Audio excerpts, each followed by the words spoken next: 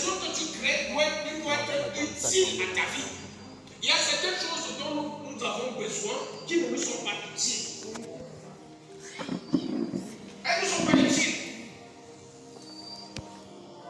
Alléluia. Tu vas entendre quelqu'un te dire j'ai soif, je veux une bière. C'est bon d'avoir, c'est un besoin, mais est-ce que ça t'est utile? Ça ne t'est pas utile. Et maintenant, est-ce que ce sera pour la gloire de Dieu quand tu finis de boire ta bière, que tu arrives chez toi, tu te mets à battre tes enfants? Pour rien. Pour rien. Ce n'est ni utile, ni pour la gloire de Dieu. Mais tu veux quand même, ça c'est un besoin que tu dois chasser. Mets ça de côté. Alléluia. Tout besoin qui n'était pas utile et qui ne sert pas pour la gloire de Dieu, Dieu n'est pas prêt à facturer ça. C'est un peu comme un parent. Nous sommes tous des parents. Ton enfant va te dire, papa, je veux aller à la kermesse. Est-ce que c'est utile pour l'enfant d'aller à la kermesse? Et vous connaissez les conséquences des kermesses? C'est quoi? Un seul jour, quelques heures, l'enfant rentre avec un gros ventre. Maintenant, les problèmes, ça commence. Qui est le père? Je ne sais pas. Ils étaient 2 ou 3. Je ne sais pas exactement qui est le père. Deuxième chose, il faut faire les visites. Ils sont où? Les bâtards là sont où? Ça devient encore ton problème. Ça veut dire que la kermesse que l'enfant te demande que je veux partir n'est pas utile. Et ce ne sera pas pour la gloire de Dieu, ni pour ta gloire. La conséquence, tu lui dis, mon enfant. C'est clair et net. C'est la même chose avec Dieu. Il y a des choses que nous demandons à Dieu qui ne sont pas utiles à notre vie. Alléluia. Une personne qui dit par exemple, Seigneur, je veux une voiture. Seigneur, paye-moi une voiture. Tu veux faire quoi avec la voiture? Tu veux faire quoi avec la voiture? Tu veux rivaliser tous tes voisins ont les voitures. Tous les voisins ont les voitures. Moi aussi, je veux la voiture. Seigneur, tu as donné une voiture à ma cousine. Donne-moi aussi une voiture. Seigneur, tu as dit qu'il y aura 12 voitures à New Jérusalem. Je veux aussi arriver à l'église en voiture. Tu ne sais, ça ne t'est pas utile. Tu ne peux pas déjà gérer ton argent de taxi pour venir avec la moto. Mais tu veux une voiture. Tu vas trouver l'argent du carburant.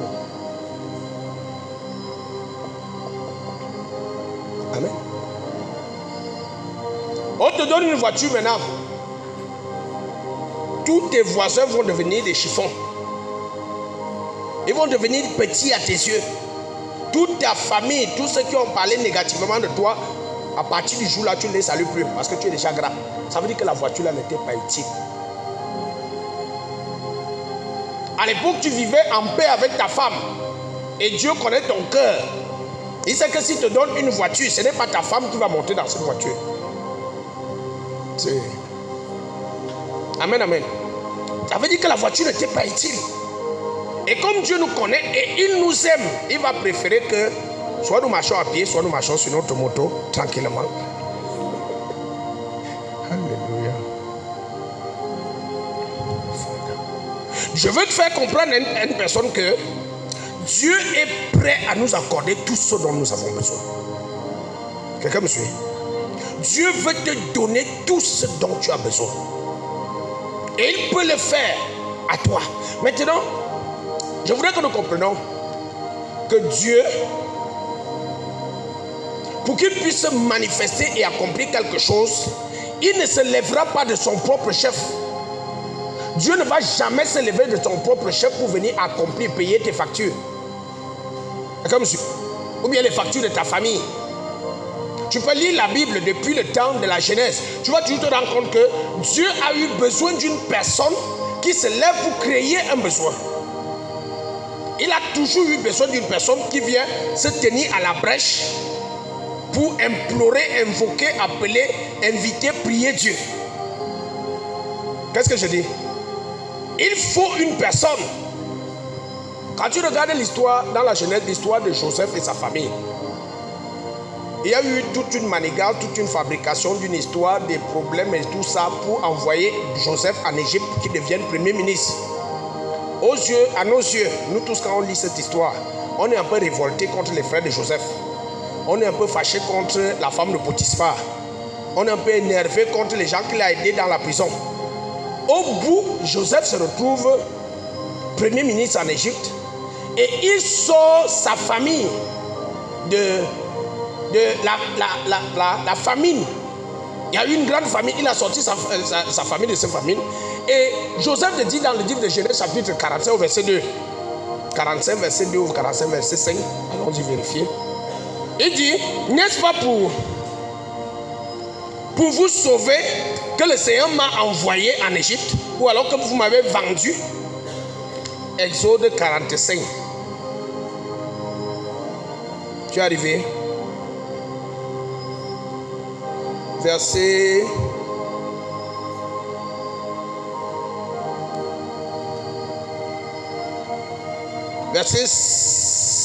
7. Je lis pour nous au nom du Seigneur Jésus. Dieu m'a envoyé devant vous pour vous faire subsister dans le pays et pour vous faire vivre. Dis le verset 5. Je lis pour nous au nom du Seigneur Jésus. Maintenant, ne vous affligez pas et ne soyez pas fâchés de m'avoir vendu pour être conduit ici. Car c'est pour vous sauver la vie que Dieu m'a envoyé devant vous. Amen. C'est pour vous sauver la vie que Dieu m'a envoyé devant vous. Donc Dieu avait besoin d'une personne, lui qui sait tout, pour ce temps de famine, pour pouvoir sauver la vie de la famille de Jacob. De Jacob. Et il a pris Joseph, il a fait précéder par des moyens que nous n'aimons pas en Égypte pour qu'il soit premier ministre. À la fin, il allait sauver la famille de Jacob. Donc Dieu a besoin toujours qu'une personne se tienne à la brèche pour pouvoir amener le salut dans un peuple. Quand on lit Esther au chapitre 4, verset 14. Esther chapitre 4, verset 14. Là où... Oui, vas-y. Esther 4, verset 14. Je lis pour nous nom du Seigneur Jésus. Car si tu te tais maintenant, le secours et la délivrance surgiront d'autre part. Le secours et la délivrance vont surgir d'autre part. Sois-en sûr. Amen. Dieu va utiliser quelqu'un d'autre si tu te tais. Et il dit quoi? Et toi et la maison de ton père, vous périrez. Et qui sait si ce n'est pas pour un temps comme celui-ci que tu es parvenu à la royauté. Qui sait si ce n'est pour un temps comme celui-ci que tu es parvenu à la royauté pour amener le salut dans ton peuple. Dieu n'agira pas de son propre chef sans une personne. Il va toujours utiliser une personne. Vous voyez, quand Dieu a donné la prophétie aux enfants d'Abraham, il a dit ils vont être esclaves pendant 400 ans. Dieu a cherché une personne et la personne c'était qui? Moïse. Il a dit, Moïse, tu vas aller en Égypte, tu vas délivrer mon peuple. Si je dois payer la facture pour mon peuple, il faut une personne. Il faut toujours une personne. Dieu a besoin d'une personne. Et quand tu lis 1 Corinthiens chapitre 3, verset 9, il dit, nous sommes ouvriers avec Dieu. Nous travaillons avec Dieu. Isaïe chapitre 6, verset 8. Voici, qui est-ce que je peux envoyer? Qui est-ce qui peut se tenir à la brèche pour que je puisse lui donner les frais pour les factures qu'ils m'ont présentées, pour que je puisse payer ces factures? Il faut toujours une personne. Ézéchiel chapitre 22, verset 30. Je cherche un homme qui peut se tenir à la brèche. Donc Dieu a besoin d'une personne. Quelqu'un me suit? Quand le monde était allé à l'égarement, la Bible dit dans le livre de Matthieu chapitre 1 au verset 21, vous allez lui donner le nom de Jésus car c'est lui qui sauvera le monde. Dieu ne peut pas agir s'il n'y a pas une personne. Alléluia. Alors, si Dieu peut agir seulement quand il y a une personne, la personne est censée faire quoi? Croiser les pieds et attendre que Dieu agisse. Doit faire quoi?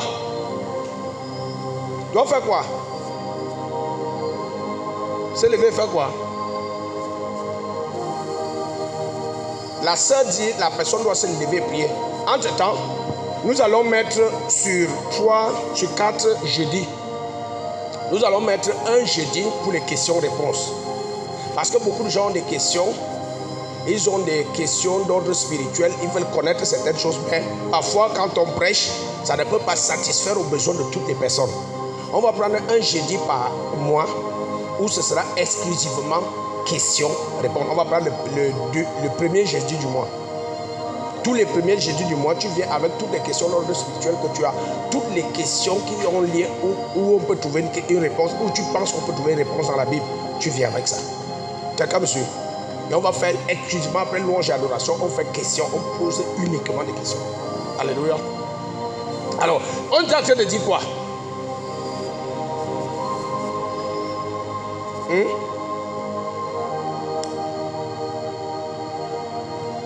Qu'est-ce que la personne fait? La sœur a dit prier. C'est très se lever et prier. C'est très bien de donner ce point. Mais je voudrais que chacun chasse ici. La Bible dit clairement, si une personne détourne son oreille pour ne pas écouter la loi de l'Éternel, sa prière est une abomination. Et c'est l'une des choses à laquelle chacun d'entre nous doit réfléchir.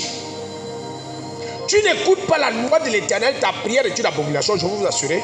La vérité, c'est que si Dieu exauçait les prières, toutes les prières, je vous assure que la gloire serait à l'église réveillée. Parce que nous, à l'église réveillée, on prie. Ce soir même... Quoi? Je ne sais pas. Proverbe chapitre 29. C'est Proverbe chapitre 29 ou 28. L'un de ces chapitres.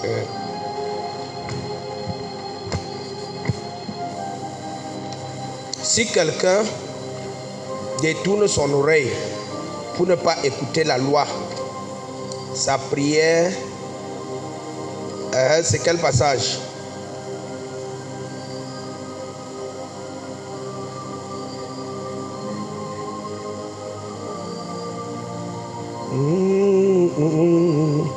C'est quel passage? Verset?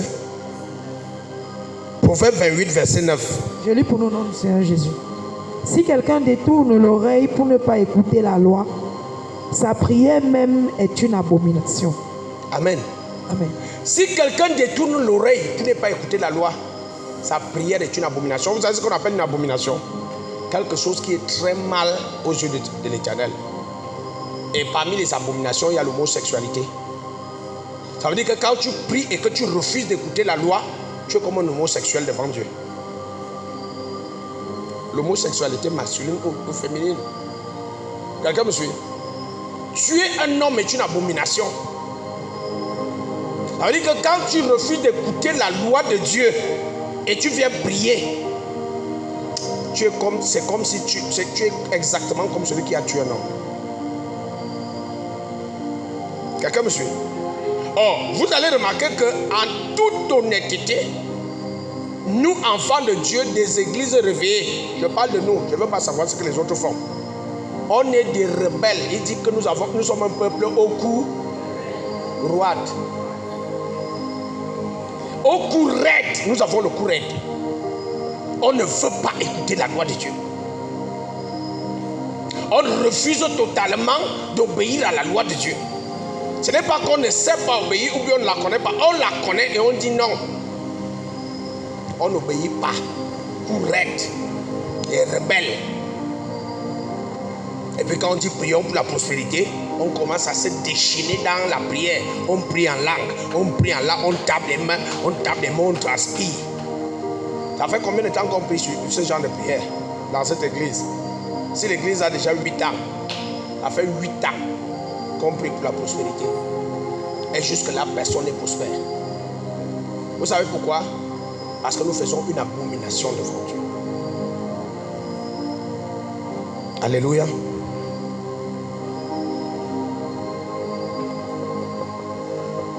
Si quelqu'un détourne son oreille pour ne pas écouter quoi? La loi. Le problème avec nous les enfants de Dieu, c'est qu'on comprend mal le concept de loi et de grâce. Parce qu'aujourd'hui, tout le monde prône, tout le monde proclame que nous ne sommes plus sous la loi, nous sommes sous la grâce. Ce qui est absolument vrai. C'est absolument vrai. Nous sommes sous la grâce. Mais est-ce que la grâce abolit la loi? Il y a certains versets bibliques qui semblent nous montrer que la grâce abolit la loi, mais ce n'est pas vrai. Ce n'est pas vrai. On va voir, je vais vous montrer, on va un peu parler de la loi et de la grâce. Je vais vous montrer quelques versets bibliques.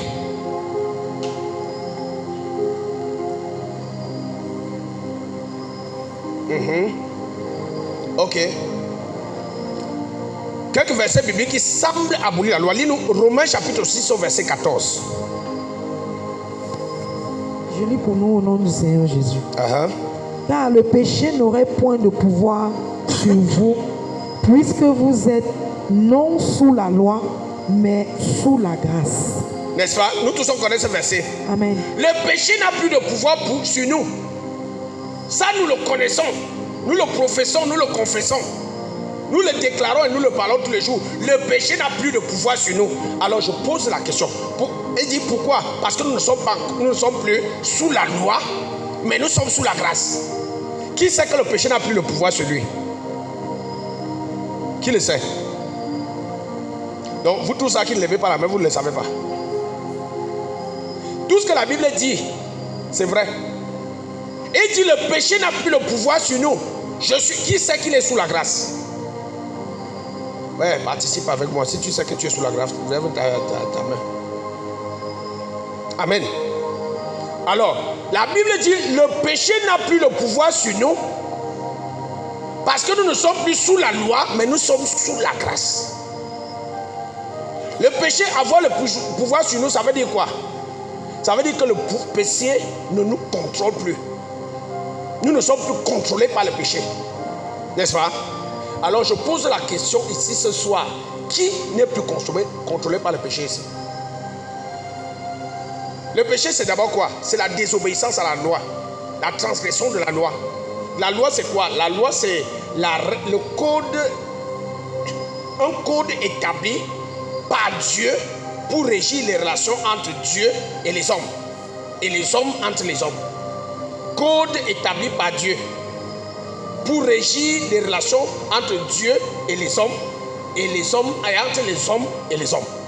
C'est ça la loi. C'est pour ça que Dieu dit tu ne voleras point, tu ne commettras point ci, tu ne feras point ça. Ça c'est la loi. Alors la Bible dit que la loi n'a plus le péché n'a plus le dessus sur nous parce que nous ne sommes plus sous la loi, mais nous sommes sous la grâce. Et ma question que je pose, est-ce qu'il y a quelqu'un ici qui n'est pas contrôlé par le péché? Dieu dit, tu ne te mettras point en colère. La colère de l'homme ne s'accomplit pas à la volonté de Dieu. Ne dors pas sur ta colère. Qui parmi nous ici ne dort sur sa colère? Que Dieu te bénisse. J'aime ton honnêteté. Vous tous là, vous êtes des menteurs. Alléluia. Il y a des gens qui mentent ici pour rien. Ici, je dis dans cette église, je ne parle pas des gens de dehors. Je dis ici ce soir, le nombre que il y a des gens qui mentent pour rien. Et tu mens pour rien, ce n'est pas parce que tu aimes le mensonge, mais parce que le mensonge te possède. Le mensonge te contrôle. Le mensonge a le pouvoir sur toi. Mon frère, tu vois où il y a des gens qui ont dit ce soir, tu pars où? Ils disent, je vais voir quelqu'un là-bas alors qu'il venait à l'église. Tu ne veux pas qu'on dise que tu parles aussi déjà dans les églises là. Quand on lui demande tu vas où, Nyando, mon ami là, on lui demande tu vas où, il dit je vais ici à côté, il ne veut pas dire que je parle chez Pastor. Amen, amen. C'est pour que qu'est-ce que je voudrais nous dire? Que ce n'est qu'un verset biblique. Et on a l'impression que parce qu'on a dit ça, nous ne sommes plus contrôlés par le péché. Alors que le péché nous contrôle. Il y a des gens ici qui se mettent trop en colère sur mon regard. Amen, amen. Parce que la colère nous contrôle. Et on continue de dire nous ne sommes plus sous la loi, mais nous sommes sous la grâce. La colère nous contrôle. Ça veut dire que nous sommes encore sous la loi. Quelqu'un me suit? Il y a des versets bibliques. Allons lire un peu. Lis Romains chapitre 7. Lis Romains chapitre 7, versets 4 à 6. Je lis pour nous au nom du Seigneur Jésus. Regarde ce que la Bible dit. De même, mes frères, vous aussi, vous avez été par le corps de Christ mis à mort en ce qui concerne la loi. Nous avons été mis à mort en ce qui concerne la loi. Ça, c'est ce que nous tous on sait. À cause du sacrifice de Jésus et de la mort de Jésus, nous avons été mis à mort. La loi ne peut plus nous contrôler. Et il n'y a aucune loi qui contrôle la mort. Quand il est déjà dans sa petite caisse le jour de la veillée, la loi, tu ne voleras plus, n'a plus rien à voir avec lui. Elle dit, tu ne dormiras pas dans une caisse pendant que les autres sont en train de... Il s'en fout. La loi ne contrôle pas le cadavre. Et la Bible dit ici que nous sommes, parce que Christ est mort, nous sommes morts avec Christ, la loi ne nous contrôle plus. Quelqu'un me suit? Continue la lecture. Pour que vous apparteniez à un autre, à celui qui est ressuscité des morts, afin que nous portions des fruits pour Dieu. Car lorsque nous étions dans la chair, les passions des péchés provoqués par la loi agissaient dans nos membres, de sorte que nous portions des fruits pour la mort. Amen. Mais maintenant, nous avons été dégagés de la loi, étant morts à cette loi sous laquelle nous étions retenus. Amen. De sorte que nous servons dans un esprit nouveau et non selon la lettre. Amen. Qui a vieilli. Lis-nous le deuxième verset de ce passage. Tu vois, écoute un peu attentivement, s'il te plaît. Nous sommes dans Romains chapitre, le deuxième verset que tu as lu de ce passage que je t'ai donné. Quelqu'un d'autre lit? Verset 4. De même, mes frères, vous aussi, vous avez été par le corps de Christ mis à mort en ce qui concerne la loi, pour que vous apparteniez à un autre, à celui qui est ressuscité des morts, afin que nous portions des fruits pour Dieu. Ok. Romains chapitre 7, je crois verset 5. J'ai donné un passage, j'ai dit le deuxième verset de ce passage. Le deuxième verset de ce passage. De même, c'est bon. De même, mes frères, vous aussi, vous avez été, par le corps de Christ, mis à mort en ce qui concerne la loi, pour que vous n'apparteniez à un autre, à celui qui est ressuscité des morts, afin que nous portions des fruits pour Dieu. Car lorsque nous étions dans la chair, c'est ça le deuxième verset de ce passage. Car lorsque nous étions dans la chair, les passions des péchés provoqués par la loi agissaient dans nos membres. Quand on est dans la chair, la loi vient simplement activer les passions dans notre chair. Quelqu'un me suit? Je vais t'expliquer ça simplement.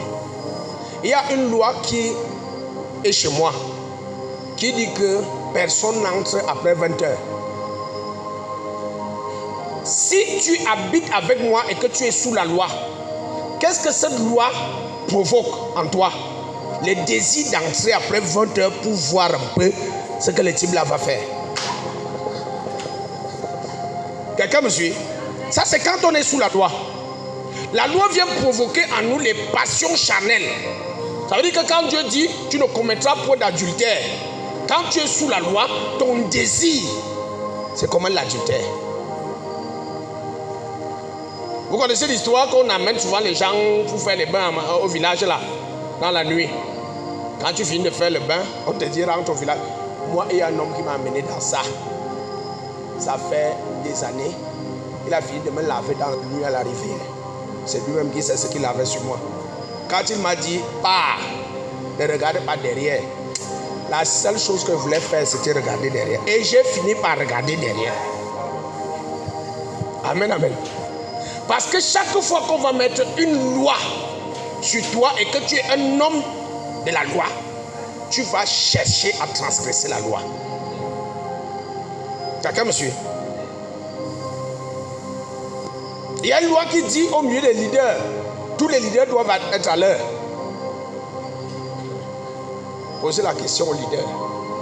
Depuis 6 ans, comment est-ce qu'on peut lutter avec la même chose, l'heure, le temps? Oh papa, la pluie. Oh papa, vraiment, le travail. Oh papa, c'est que j'ai mal ici. Les mêmes choses.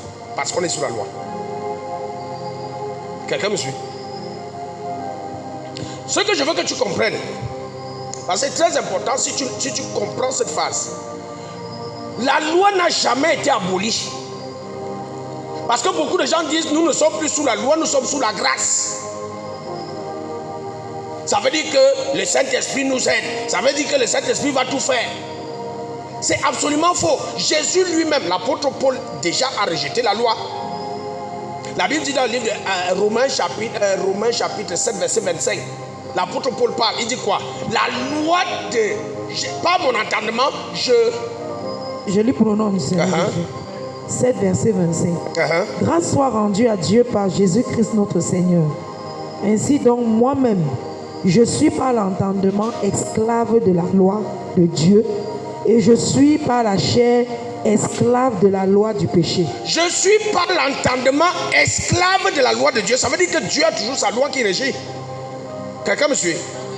Et l'entendement, qu'est-ce qu'il dit? L'entendement, ça veut dire quoi? Quand je dis ici, Dieu dit ne te mets pas en colère. N'est-ce pas, tu aimes ça? N'est-ce pas, tu sais que non, ça c'est bon pour toi. Par notre entendement, quand on entend cette loi-là, on est esclave de la loi de Dieu et on veut obéir à la loi de Dieu. Mais il y a une autre loi dans notre chair. Quand on te dit, ne trompe pas ta femme, n'est-ce pas, toi-même tu sais que non, le Père si, il prêche bien. N'est-ce pas? Ça c'est la loi de ton entendement. Quand on te dit, ne bois plus l'alcool. Amen. N'est-ce pas? Toi-même quand tu attends ça, tu sais que c'est bien et c'est normal. J'ai lutté avec un de mes fils à cause de cette histoire de cigarette. On a lutté, je le trouve avec la cigarette, je prends, je jette par terre, j'écrase. Et quand je lui disais ne fume pas, pour lui, je sais qu'à l'intérieur de lui-même, il savait que le Père, si, il dit la vérité. Mais il y a une autre loi dans notre chair qui veut combattre la loi de notre entendement. Et c'est la loi du péché. Quelqu'un me suit? La loi a toujours existé. Jésus n'est pas venu abolir la loi. Il le dit propre clairement et le dit à haute voix. On pense que la loi n'existe plus. La loi existe toujours. Le problème c'est quoi? La perception que nous avons de la loi. Quelqu'un me suit? Je vais bien t'expliquer. Je suis sûr qu'aujourd'hui, tu vas comprendre une vérité.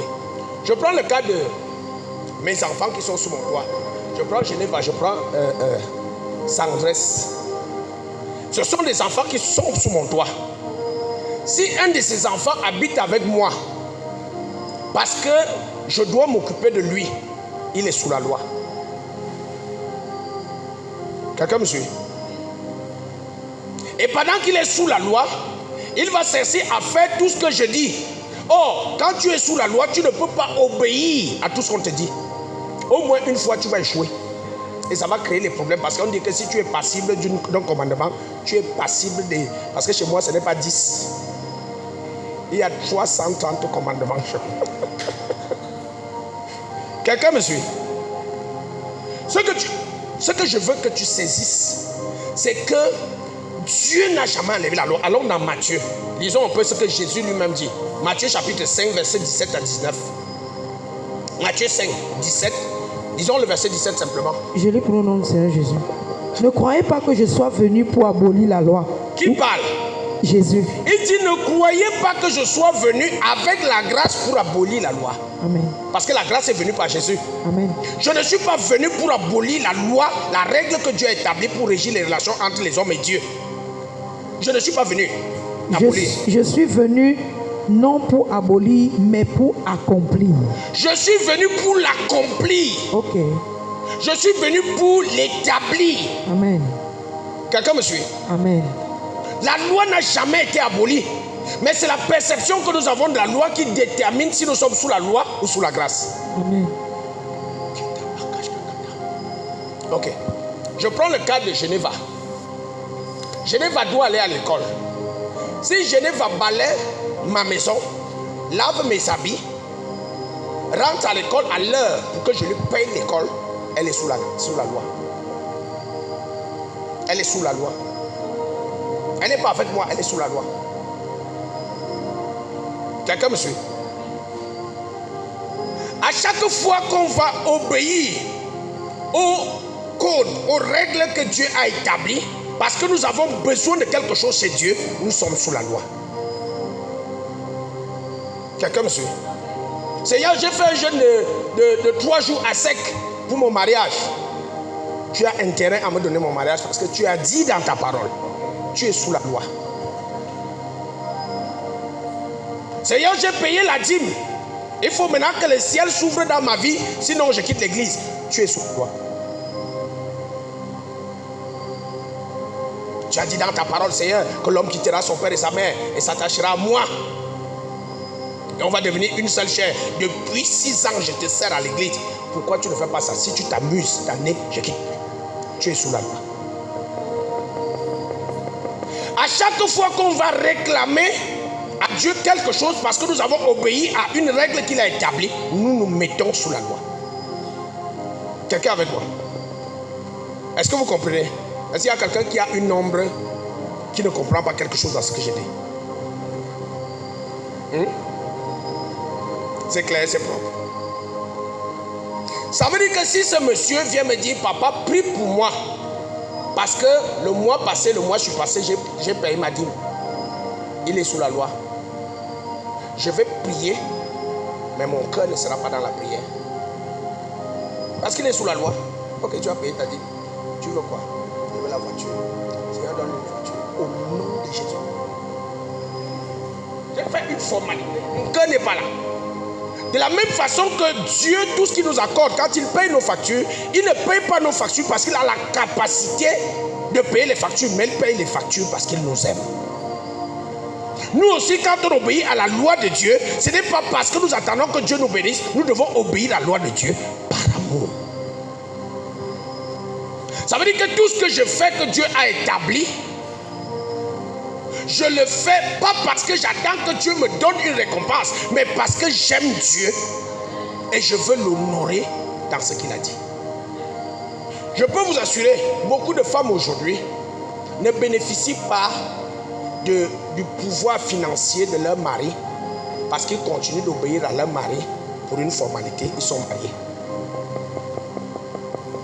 Tu vois une femme, elle prépare, elle dit ok papa, mais ça j'ai fait, la nourriture là est bonne. Ok, donne-moi alors la greffe.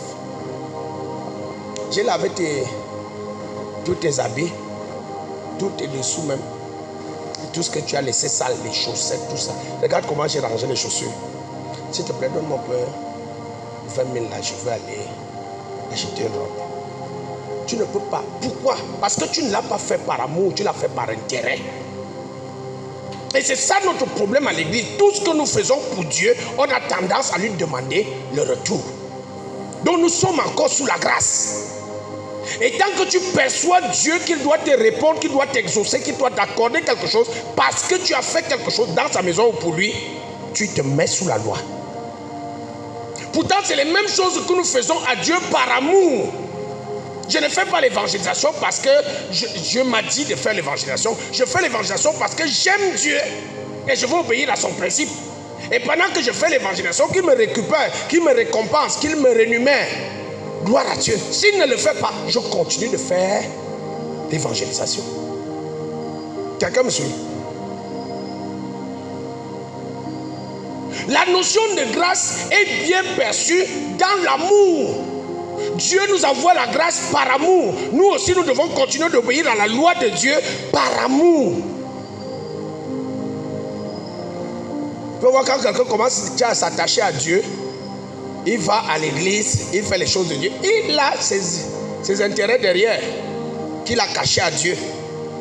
Il fait comme si, Seigneur, c'est toi. Oui, prends tout, Seigneur. Alors qu'au fond de lui, il sait très bien qu'il calcule le Père là. Comme il dit que c'est l'ancien des âges. Il est trop vieux, ne peut pas percevoir ce qu'il a dans le cœur. Il attend que le jour où Dieu va me bénir, je vais fuir. Est-ce que quelqu'un me suit? On a tendance à penser que la loi a été abolie par la grâce. La loi n'a jamais, au plus grand jamais été abolie par la grâce. Et si tu comprends que tout ce que tu fais pour Dieu, que ce soit payer ta dîme, ne lui réclame rien, tu le fais par amour. C'est à ce moment-là que Dieu va commencer à s'intéresser à toi pour payer tes factures. Quelqu'un me suit?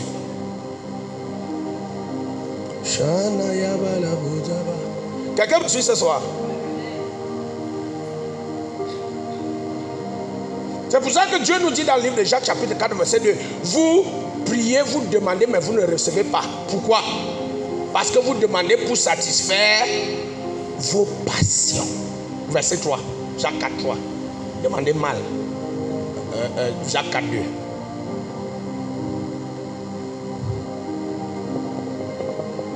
Quelqu'un avec moi ce soir? Donc tu dois comprendre parfaitement la notion de la loi et la notion de la grâce. La grâce n'abolit pas la loi. Il est dit dans l'Ancien Testament, tu ne tueras point. Alors je dis que je ne vais pas tuer, pas parce que je veux obéir à la loi ou je crains Dieu qu'il me punisse. Mais je ne tue pas parce que j'aime Dieu pour ne pas tuer sa créature. Vous comprenez, vous voyez un peu la différence? Il y a des femmes qui vont dire que, ah vraiment, si la Bible n'avait pas dit, femme soit soumise, j'allais te montrer. Tu es sous la loi, tu es encore sous la loi. On dit à la femme la femme qui obéit à ce principe de soumission, c'est la femme qui aime son mari. On ne se soumet pas par obligation. Le pasteur a dit la femme doit être soumise, ou bien la Bible dit on se soumet par amour. Je suis content de me soumettre à ce type. Je me soumets, pendant que je me soumets, il me brime. Ce n'est pas mon problème, ça fait encore plus ma joie. Je comprends qu'il est mon patron. On voit les femmes, elles parlent aujourd'hui au mari n'importe comment. On tutoie les maris n'importe comment. Le mari parle, tu parles. Tu es sous la loi que on a établie à l'état civil, que vous devez habiter la même maison. Ce n'est pas là, ce n'est pas sous la grâce. Et la preuve, c'est que quand le mari rentre avec l'argent, il laisse ça chez son cousin ou son frère. Il arrive à la maison avec les pièces. Les pièces. Maman, c'était dur. Aujourd'hui, c'était vraiment dur. On te donne 250. Alors qu'il a laissé 250 000 chez son frère. Quelqu'un me suit? Et c'est de bonne guerre. Parce que je n'ai pas une personne qui m'aime. Je sécurise mes biens. Et il préfère même que son cousin fait l'argent là, que ce soit. Quelqu'un me suit?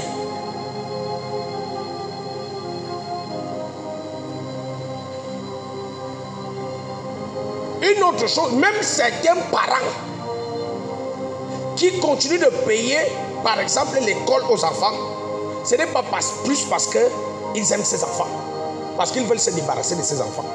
Je vous dis par assurance, je vous le dis par expérience. Parfois, tu vas voir un parent, il dit à l'enfant, ne fais pas ci, ne fais pas ça, ne fais pas ci. Il parle à l'enfant tous les jours et l'enfant répète les mêmes choses tous les jours. C'est bon, continue de payer l'école. Terminale, il paye l'école. Première, il paye l'école. Il paye pour que l'enfant là soit indépendant, qu'il sorte un peu de chez lui, habiter chez lui. Je vous dis, comme il ne peut pas chasser l'enfant qui va encore aller à l'école et qui passe ses examens, il dit ok, on va payer l'école là. Il paye. Dès qu'il a son bac ou son doctorat, il dit papa, pardon, cherche-toi aussi encore. La maison c'est déjà petite pour nous deux. Parce que l'enfant ne veut rester est sous la loi, mais pas sous la grâce.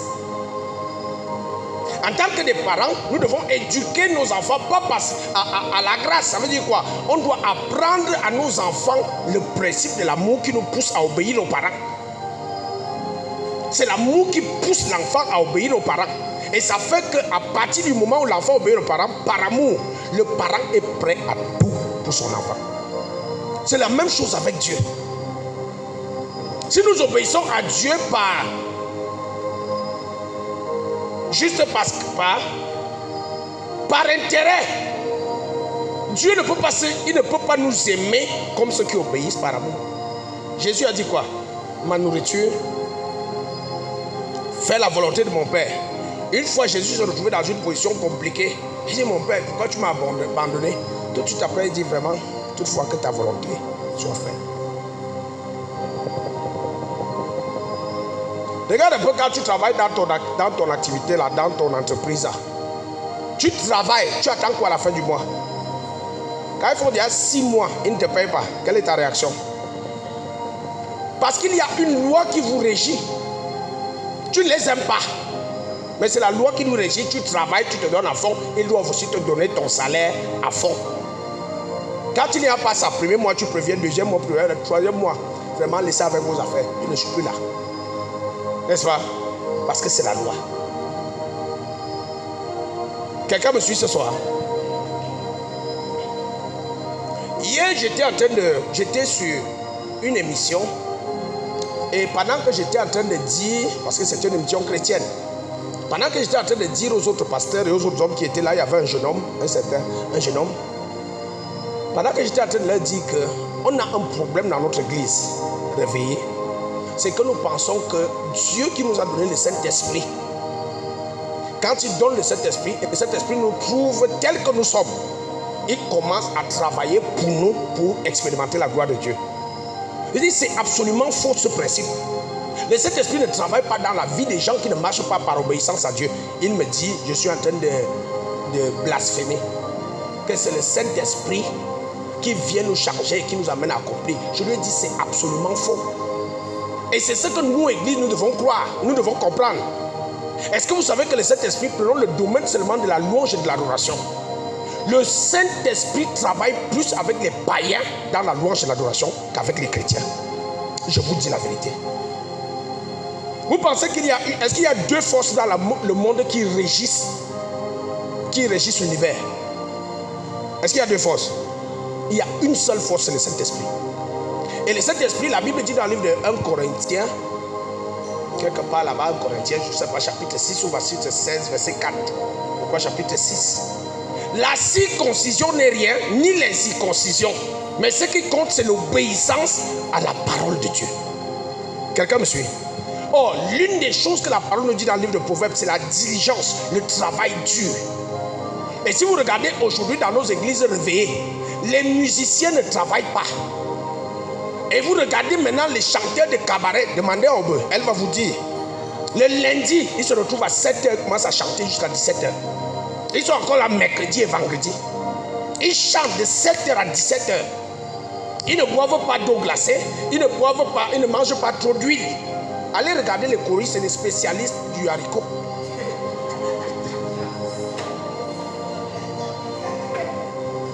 L'eau glacée, on boit ça n'importe comment. Et on attend maintenant, on ne travaille pas. On ne s'exerce pas. Et on veut que quand on vient prendre le micro, on chante et les gens tombent. Quelqu'un me suit? Vous pensez que je vous dis, écoutez-moi très bien. Vous pensez que les païens qui chantent bien là et qui sont élevés dans la musique, qui leur donne la force? C'est le diable. Non, c'est le diable. Je dis que c'est le diable. Allez demander à Fali Ipupa que tout le monde appelle aujourd'hui Illuminati. Il a vendu son âme au diable. Allez lui demander combien d'heures de travail il a chaque mois. Allez lui demander.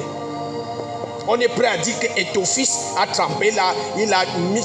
Allez demander à Etophis comment il s'entraîne. Allez demander aux chrétiens combien ils s'entraînent. J'avais un fils à moi, il voulait jouer au foot. On habitait dans la même maison. Il se levait à 5 heures. Il courait jusqu'à 5h30. Et il partait vendre son pain. Parce qu'il vendait le pain. Il a couru 30 minutes. 30 minutes. Chaque jour. Et il me dit qu'on avait poussé celui qui va jouer dans FC Ball. En courant 30 minutes. Cristiano Ronaldo, pendant qu'il mange, il jongle le ballon. Il va aux toilettes, il a le ballon. Il s'entraîne deux fois avec l'équipe. Il va s'entraîner seul après. Il est le meilleur aujourd'hui. Toi, tu cours 30 minutes. Après, il est Illuminati.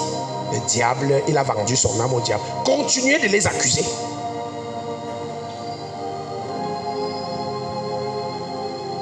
Quelqu'un avec moi?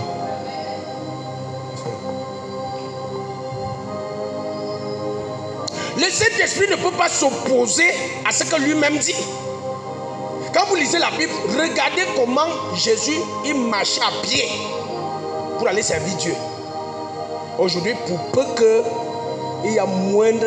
Le vent souffle trop. Non, il va pleuvoir. Il ne peut pas aller à l'église. Tu dois chanter, tu ne peux pas aller à l'église. Tu dois aller à l'évangélisation, il a plu, tu ne pars pas. Tu n'as pas d'argent de taxi, tu ne pars pas. Et tu attends être la tête. Seigneur, tu as dit dans ta parole, il n'a rien dit pour toi. Quelqu'un me suit ce soir? Ce que nous devons comprendre, Dieu ne va pas s'opposer à ses principes. Dieu ne va jamais sortir du cadre de sa parole. Ce que Dieu a établi dans l'Ancien Testament, il établit dans le Nouveau Testament et jusqu'à la fin, ce sera établi. Si Dieu a dit honore ton père et ta mère, cette loi n'est pas abolie parce que tu es rempli du Saint-Esprit. Tu es rempli du Saint-Esprit et tu peux déshonorer ton père. Et c'est la folie dans laquelle nous sommes aujourd'hui. On vit n'importe comment, on fait du n'importe quoi. Et quand on va prier 2 minutes, le Seigneur m'a montré. Tu es sûr que c'est le Seigneur qui t'a montré? Et vous allez constater et voir qu'aujourd'hui, presque personne ne dira que Dieu m'a dit de changer de caractère. Donc Dieu m'a dit que vraiment, c'est l'une des personnes qui va amener ma famille. Il a parlé de ton caractère. Dieu. Quand on parle de la loi de Dieu, on parle des commandements de Dieu. Et Dieu dit, si quelqu'un m'aime, qu'il garde ma loi, qu'il garde mes commandements. Si ton voisin dort à côté de toi là, donne-lui tout ce que tu peux lui donner. Par les messages que tu dois écouter pour changer, pour avancer dans la vie, tu dors. Donne-lui tout ce que tu peux lui donner. Le Saint-Esprit va te protéger. Le Saint-Esprit va te protéger. Est-ce que quelqu'un me suit?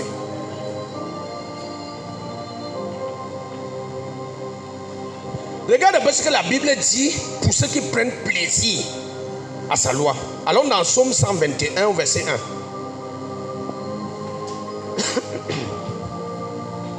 Psaume 121, verset 1.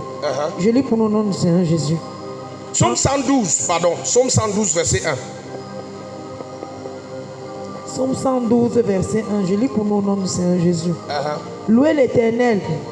Heureux l'homme qui craint l'Éternel. Heureux l'homme qui craint l'Éternel.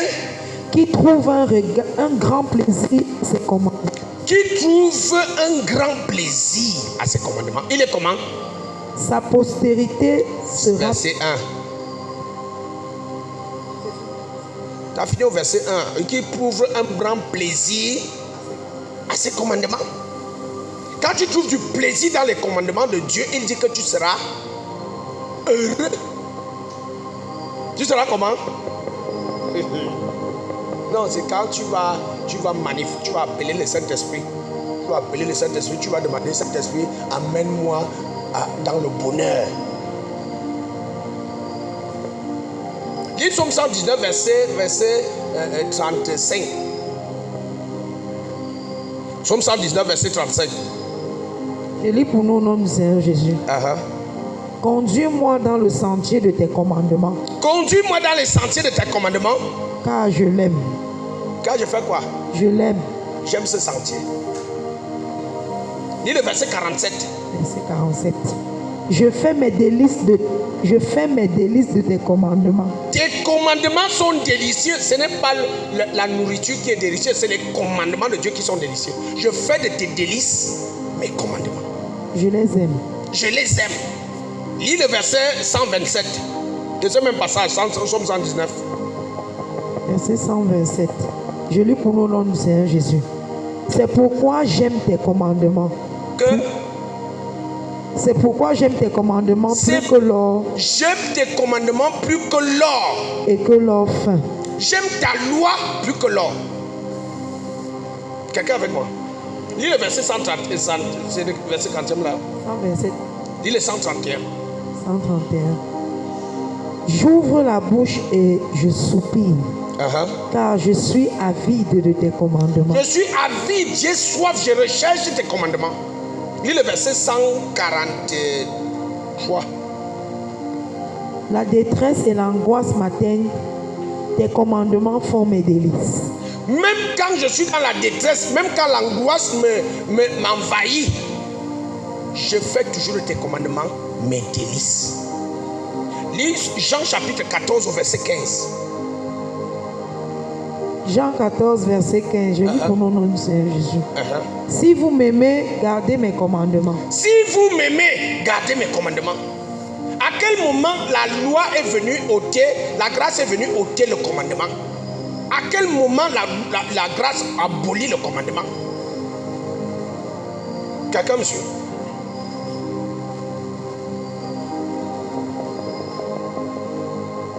Mon père spirituel, par exemple, je ne le suis pas parce que c'est une loi spirituelle qui dit que le fils doit suivre le père. Je suis mon père spirituel parce que je l'aime. Je l'aime. Et je sais que si sa femme voit même les messages que je lui envoie à mon père, il va me soupçonner. Il va appeler 3 heures du matin, je trouve qu'il est connecté. Il dit, mon père, je t'aime. Papa, je t'aime. Et je ne l'aime pas parce qu'il va me donner un don spirituel. Je ne l'aime pas parce qu'il va m'encourager ou prophétiser sur moi. Je l'aime parce qu'il est mon père. Quelqu'un avec moi? Dieu dit que si nous l'aimons, on doit garder ses commandements. 1 Jean chapitre 5 verset 3, il dit quoi? 1 Jean 5 verset 3. L'amour de Dieu. 1 Jean. Je lis pour nous au nom du Seigneur Jésus. Car l'amour de Dieu consiste à garder ses commandements. L'amour de Dieu consiste à garder ses commandements. Et ses commandements ne sont pas pénibles. Quelqu'un me suit? Amen. Quand on parle du commandement, on parle de la loi. Amen, amen.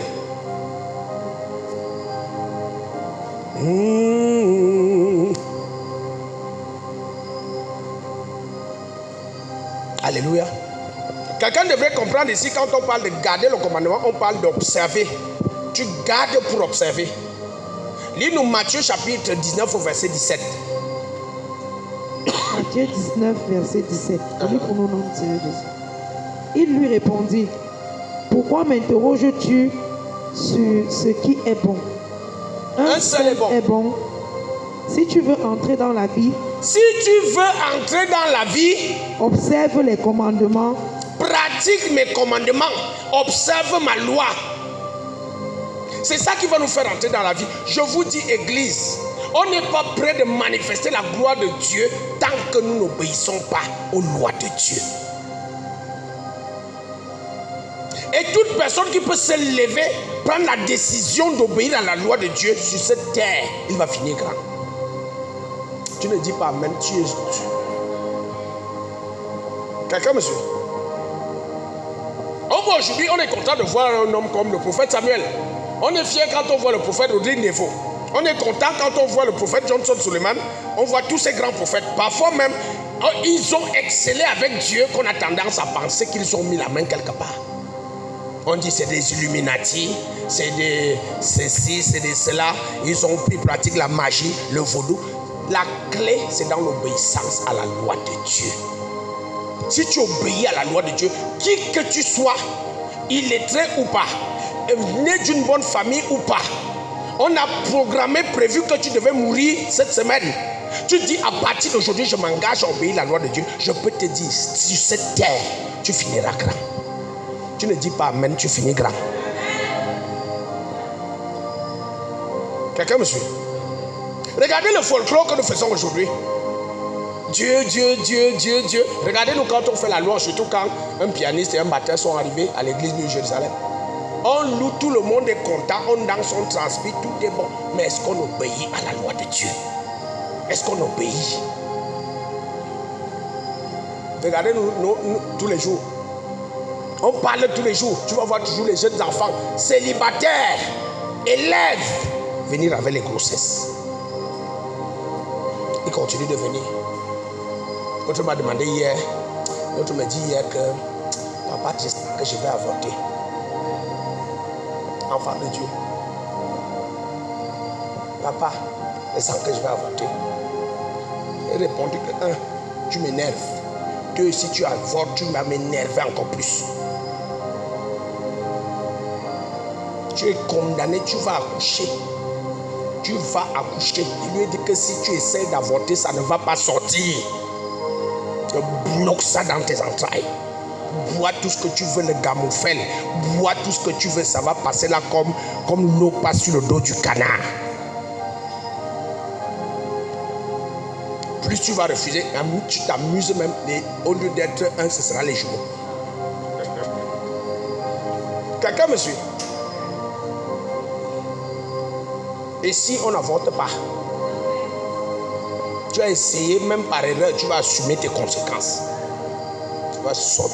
Tu vas élever l'enfant là. Et personne ne va t'aider. À l'élever toi-même. On ne va pas cotiser pour toi. À l'élever. Regardez-nous un peu chaque jour.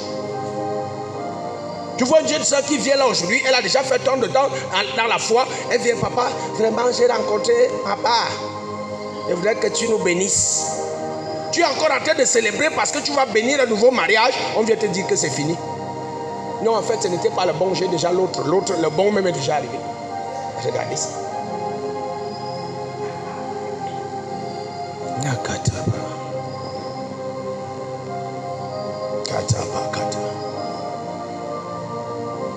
Je vais te dire. J'ai dit ça ici la semaine passée. Après, j'ai quand même eu un retour où certaines personnes sont venues me voir pour me dire que c'est comme si tu parlais de moi. Quand je prêche, je ne parle pas de quelqu'un.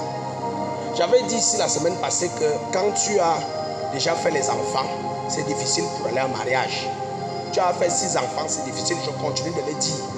Et toi qui es encore enceinte pour le moment, pendant qu'on est en train de te dire d'abstenir un peu en attendant ton mariage, tu es en train de compliquer ta situation.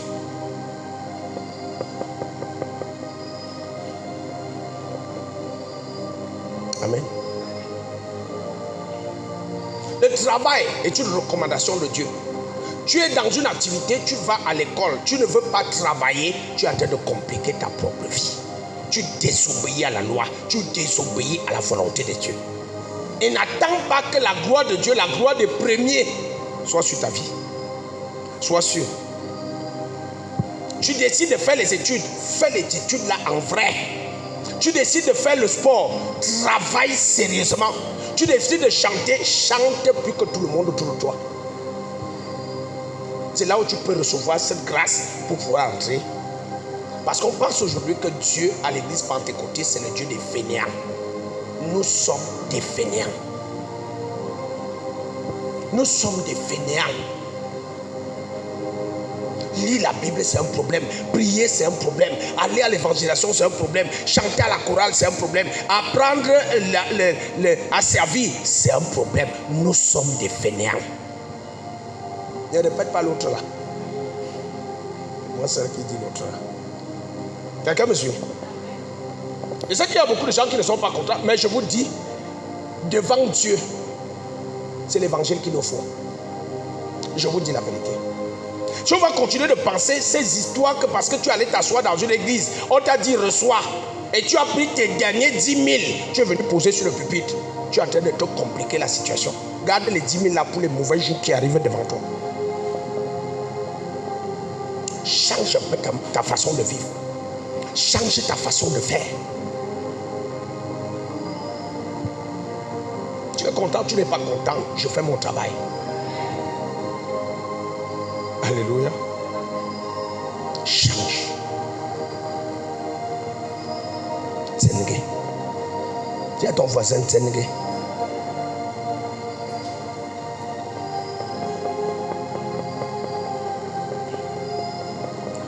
Dieu nous connaît dans notre position.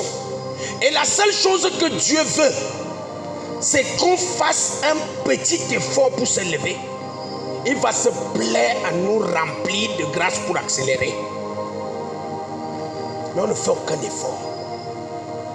Est-ce que vous savez que dans cette église, l'une des choses qui me fait mal, c'est quand je vois mes enfants louer Dieu. Vous faites ça comment? Vous faites ça comment? Notre ministère, comme vous voyez, c'est un ministère de louange et d'adoration. En temps normal, la chose que nous devons faire en grand, le plus ici, c'est chanter et danser pour Dieu.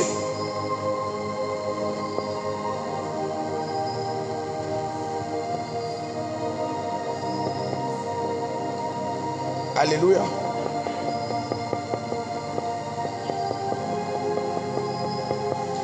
Quand nous sommes en train de marcher sur la loi de Dieu, nous obéissons à la loi de Dieu, on est en train d'établir une plateforme pour que Dieu puisse descendre dans notre situation. N'oubliez pas que Dieu est saint.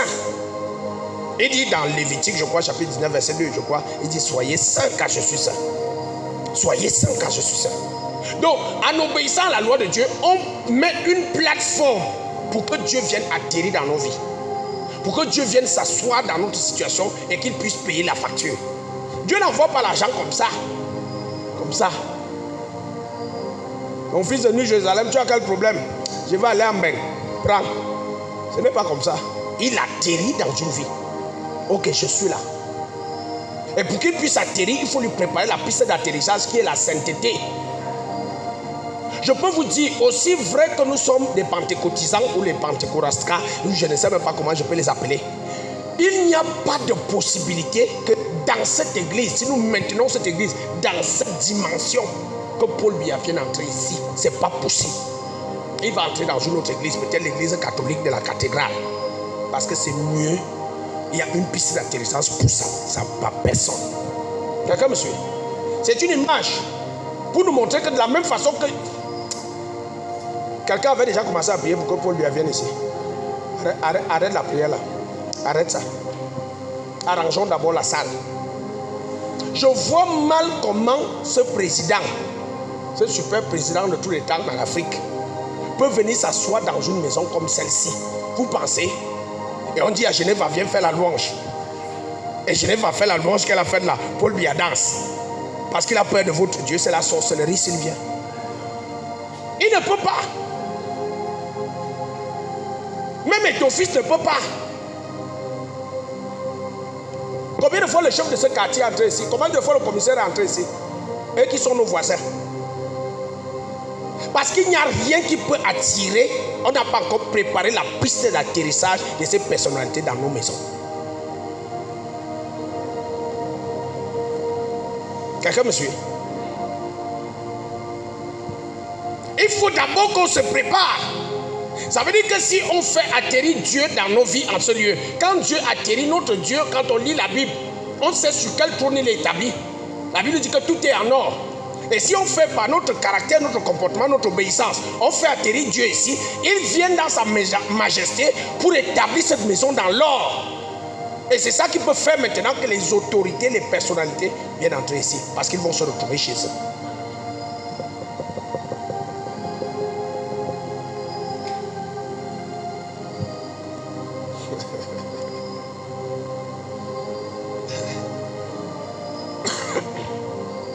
Ok. Je peux donner l'exemple ici. Je peux donner l'exemple ici. Ok. Regardez un peu. Regardez un peu.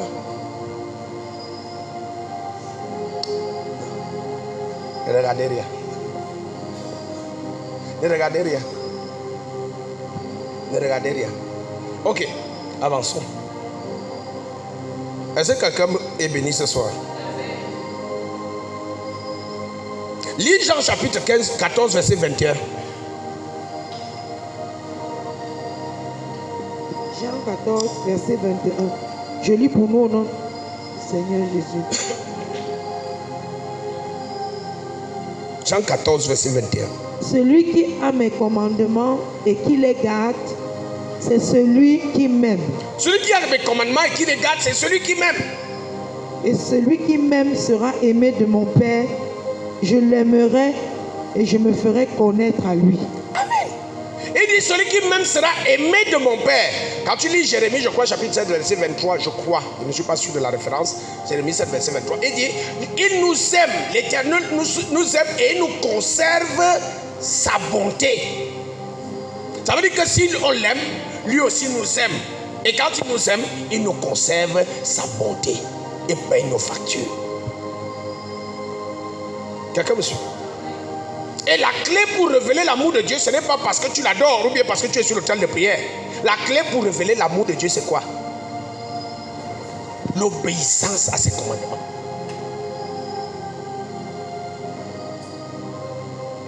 Va nous voir ici quand on chante, je n'ai que toi. Tu mets les deux mains comme ça. Qui d'autre que toi? Ce n'est pas ça qui montre que tu aimes Dieu. Ce n'est pas ça. On commence à prier. Rokodokodo, Rekababa, Amaprea. Qui connaît Amaprea?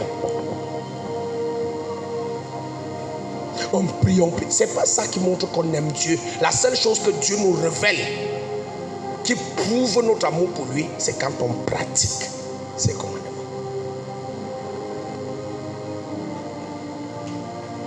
Amen, amen, amen.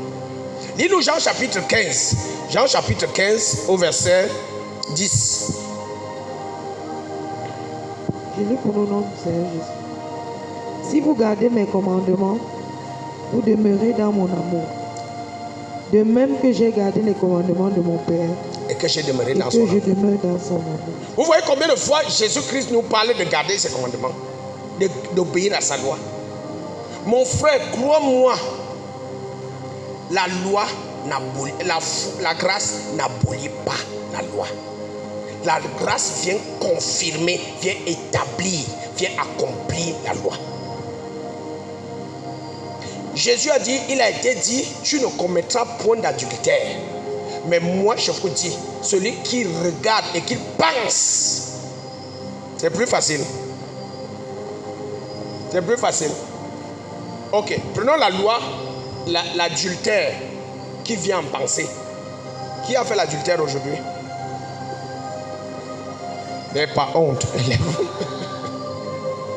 Vous voyez? Dans l'Ancien Testament, on a dit, si tu pars avec une autre femme en dehors de ta femme, tu fais adultère. Jésus lui vient te dire, si tu penses seulement. Donc, je te conseille, toi qui as ce problème, à partir d'aujourd'hui, mets les lunettes noires. Alléluia. Ok. Quelqu'un a déjà saisi ce que je suis en train de dire. La loi n'est pas abolie. Pendant que nous obéissons à la loi, nous révélons notre amour pour Dieu. Et c'est ça qui montre que nous sommes sous la grâce. Quelqu'un me suit? Ok. Maintenant que on a déjà compris que la loi, la grâce abolit pas la loi, qu'est-ce que je dois faire concrètement pour laisser Dieu s'établir sur la plateforme de ma vie? Qu'est-ce que je dois faire concrètement? Pour connaître sa parole et pour marcher selon sa parole, il faut d'abord la connaître. Donc la première des choses qu'il faut faire, tous les jours, lis et médite les Écritures. La lecture et la méditation des Écritures, c'est la première étape. Lis la Bible. Prends quelque chose chaque jour de la sainte parole de Dieu. Qui ne passe pas un seul jour sans que tu ne lis la Bible. Je te dis, si tu commences aujourd'hui et que tu t'efforces à lire un seul verset que tu mémorises, un seul, pas deux, un. J'ai dit combien? Nous sommes le 40e. Le 9. Pour arriver au 30 novembre, c'est combien de jours? 21 jours, n'est-ce pas? Plus 31 jours de décembre, ça fait combien? 52 jours, n'est-ce pas? Si tu fais l'exercice de lire un verset tous les jours et de le garder, au bout de l'année, à la fin de l'année, tu auras déjà 52 versets mémorisés en toi, établis en toi. Il a dit un seul verset. Tu manges combien de fois par jour? Une fois. Je te dis de lire un seul verset, je ne vais pas te dire deux. Un seul. Un seul. Dis à ton voisin, un seul. Pas deux. Ouvre la Bible. Au commencement, Dieu créa le ciel et la terre. La terre était informe et vide. Non, au commencement, Dieu créa le ciel et la terre. Tu laisses ça. Tu fermes. Tu continues. Au commencement, Dieu créa le ciel et la terre. Genèse chapitre 1, verset 1. Au commencement, Dieu créa le ciel et la terre. Le lendemain, tu reviens, tu lis le verset 2. La terre était informe et vide, et il y avait les ténèbres à la surface de l'abîme, et l'Esprit de Dieu se mouvait sur les eaux. La terre était informe et vide. Il y avait les ténèbres à la surface de l'abîme, et l'Esprit de Dieu se mouvait sur les eaux. La terre était informe et vide. Ma soeur, la terre était informe et vide. Sur WhatsApp, tu envoies ça à quelqu'un. La terre était. Fais ça jusqu'à la fin de l'année. Tu auras 52 versets que tu auras mis en toi. Je vous dis, il y a un mystère dans la parole de Dieu. Quand tu l'as en toi, elle te transforme. Ce qui fait en sorte qu'on ne puisse pas nous laisser transformer parce qu'il n'y a pas cette parole qui habite en nous. Et tu vas arriver devant les situations où rien ne va te rappeler. Le Saint-Esprit ne parle pas parce qu'il n'a pas trouvé le matériel en toi. Mais si tu as mis des versets à l'intérieur de toi, par exemple, l'ange de l'Éternel campe tout autour de ceux qui le craignent pour les arracher du danger. S'il n'y a pas ce verset en toi, le Saint-Esprit ne peut pas venir opérer quand tu es en danger.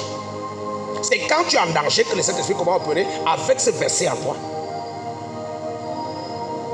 Quelqu'un me suit? Un verset tous les jours. Et au bout de l'année prochaine, ça va faire combien de versets? 52 plus 365, ça fait combien? Calcul mental. Calcul mental.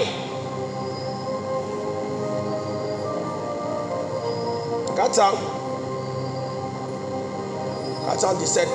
Calcul mental, je comprends pourquoi vous vous êtes arrêté à beaucoup moins 1. Quelqu'un me suit? Lis un seul verset. Et si tu as la grâce, lis un chapitre. Lis un chapitre. Mon frère, s'il te plaît, qu'est-ce que tu fais même de ton temps? Tu fais quoi de ton temps? Tu fais quoi de ton temps? Ce qui fait la différence entre les gens, certaines personnes que vous voyez qui sont autour de vous, c'est que il y a certaines personnes qui savent que chaque jour, elles doivent prier 30 minutes. Pendant que toi, tu pries 1 heure ou 2 heures, 4, 5 jours après. Il y a des gens qui savent que chaque jour, ils doivent lire un seul verset biblique et méditer dessus. Et pendant que toi, tu sais que tu vas lire tout un livre. J'ai lu tout le livre de Somme au mois de novembre. Et tu as encore lu tout le livre de Chronique au mois de mars. Lui lit un seul chapitre tous les jours. Ou alors un verset tous les jours. Et c'est pour ça qu'il a plus d'impact dans la vie que toi. Ne passe pas un jour sans lire un mot, un verset biblique. Ne passe pas un jour sans passer du temps à réfléchir sur la parole de Dieu. Ne passe pas du temps un jour sans écouter une révélation de la parole de Dieu. Quelqu'un me suit?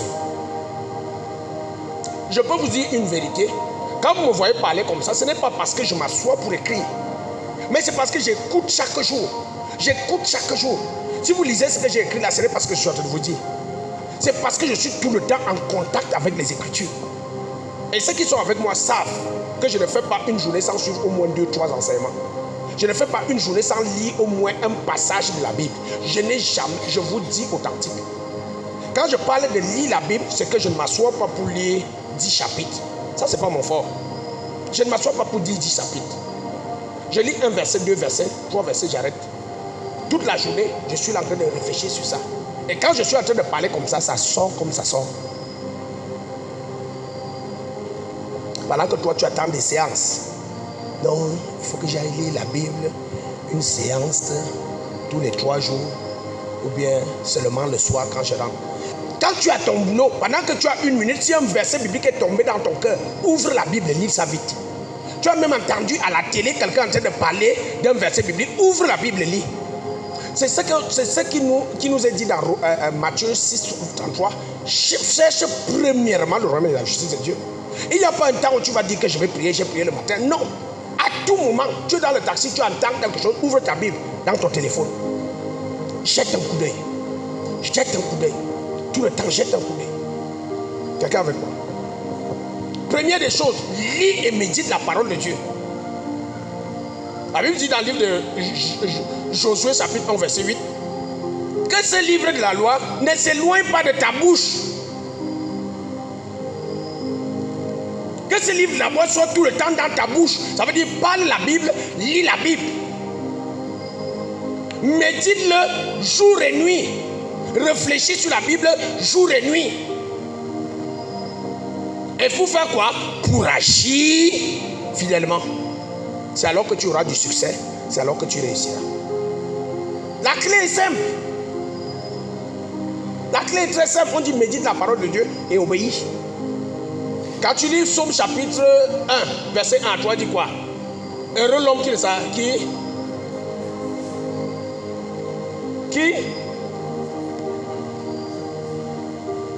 Et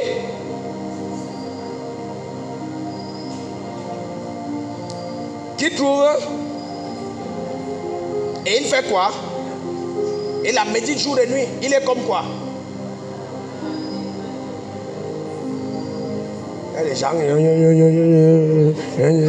ils profitent pendant que les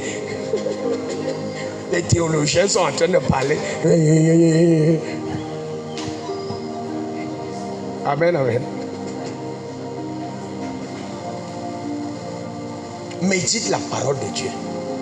David a dit dans le livre de Psaume 119, verset 11, je sais ta parole dans mon cœur pour ne pas pécher contre toi. Si tu ne veux pas pécher sur cette terre, je l'expliquais hier à ses confrères, je leur ai dit que ce n'est pas le Saint-Esprit qui va t'empêcher de pécher.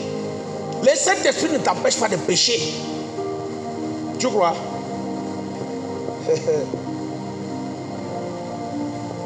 Le Saint-Esprit vient amplifier ce qu'il a trouvé en toi. Tu aimes le péché, va amplifier le péché en toi. Le Saint-Esprit est comme le banga.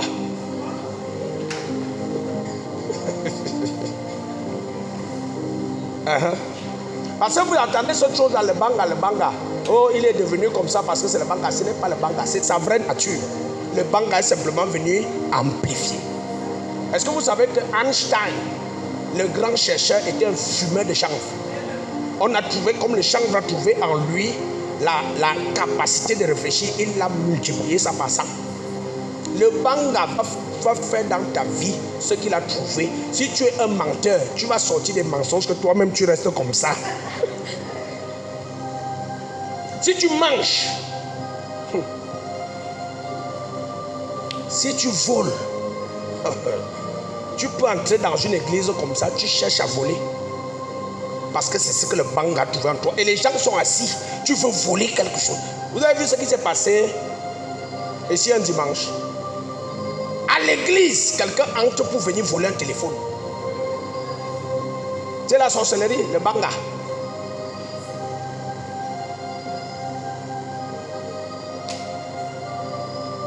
Amen, amen.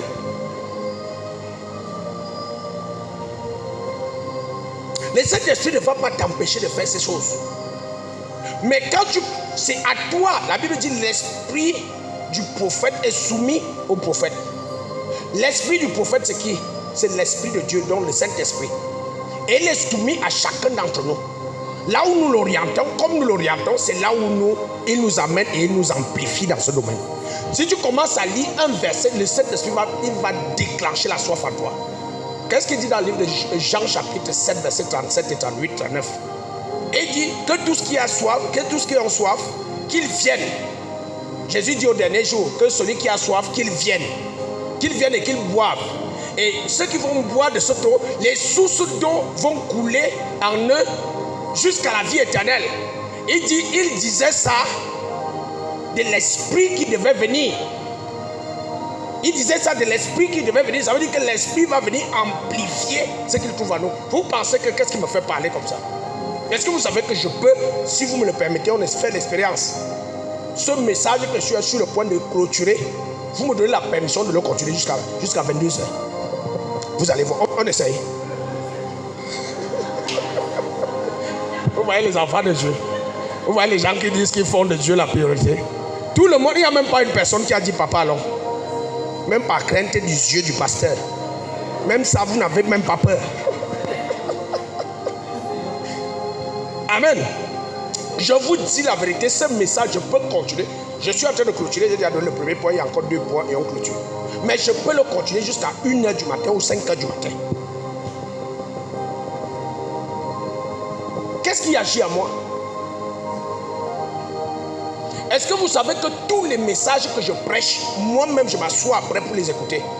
Vous savez pourquoi? Parce que je veux aussi recevoir ce que le Saint-Esprit a dit. Je peux vous assurer que je ne sais pas à l'instant où je viens me placer ici l'orientation que ça va prendre.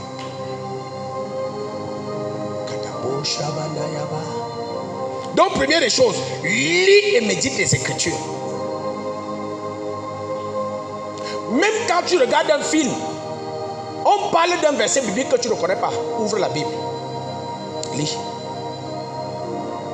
Tu es chez toi, tu entends quelqu'un à côté de ta maison qui a ouvert sa radio, parle d'un verset biblique, tu ne le connais pas. Ouvre la Bible. On donne une référence. Ouvre la Bible.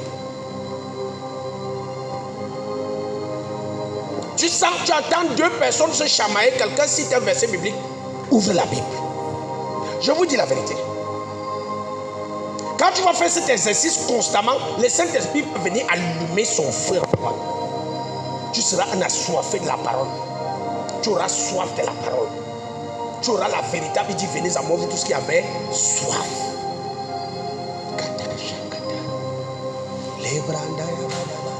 Alléluia. Donc la première chose, lis et méditer les Écritures. Deuxième chose, quand tu connais déjà les Écritures, qu'est-ce que tu dois faire? Tu dois faire quoi? Pratiquer. Pratiquer. Voilà l'un de nos plus grands problèmes. C'est qu'on lit, on médite, on a la révélation, mais on ne pratique pas. Et c'est pour ça que tous les versets bibliques que je peux citer ici, tu vas voir, on peut citer ça.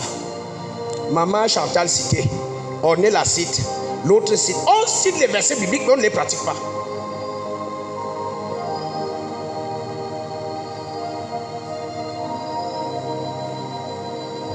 Ne vous inquiétez de rien, mais croyez en Jésus et croyez en moi. Que ton cœur ne se trouble point. Crois en Dieu et crois en moi. Ne vous inquiétez de rien, en toute chose, faites-moi connaître vos besoins. N'aie pas peur, ne crains rien car je suis avec toi. On nous dit ça tous les jours, mais moins de situations, on est déjà entré dans la panique. Panique totale générale. En moins d'une minute, tu as déjà pipé 150 personnes. Et expliqué tout le problème, toute ta vie. Oh vraiment, j'ai commencé une affaire là, ça n'a pas donné. S'il te plaît, est-ce que tu peux me venir en aide? Tu t'inquiètes pourquoi? Dieu a dit ne t'inquiète de rien. Et quand tu te retrouves devant une situation, ne panique pas, ne crains rien, n'aie pas peur. Car je suis avec toi. Ne promène pas des regards inquiets, car je suis ton Dieu, je te délivre de ma droite triomphante. Quel que soit, quand je marche dans la vallée de l'ombre de la mort, je ne crains aucun mal. Donc je ne peux pas avoir peur quand je suis malade. Je n'ai même pas besoin d'appeler mon pasteur pour lui dire que je suis malade. Je ne dis pas que c'est un péché d'appeler ton pasteur, mais quand tu as confiance en Dieu, quelle que soit la situation, tu es calme. Tu es calme. Job a dit, je sais que mon Rédempteur est vivant. Et il se lèvera le dernier jour. À la dernière minute, il va se lever. On dit aujourd'hui qu'on va mettre les enfants dehors. Je n'ai pas encore 5 francs, mais je sais que mon Rédempteur est vivant. Et ça entre dans le même sens que j'étais en train de dire que nous devons créer le besoin.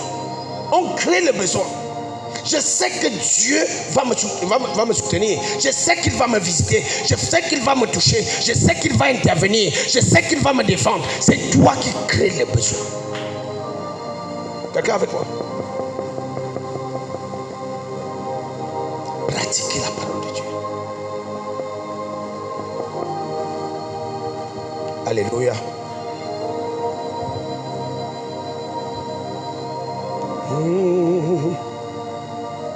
Your name is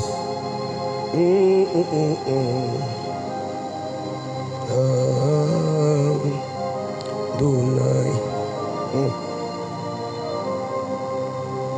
1 Samuel au chapitre 15 verset 22 dit quoi?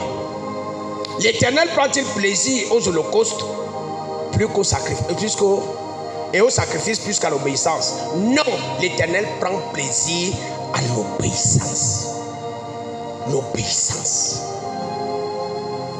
Toute personne qui obéit à la parole de Dieu, toute personne qui obéit à la loi de Dieu est en train de s'attirer la grâce de Dieu.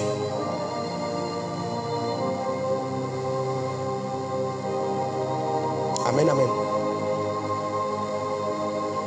Si nous les hommes, nous aimons que ceux qui nous entourent nous obéissent, vous pensez que c'est différent chez Dieu? Il a dit tel vous êtes, tel je suis.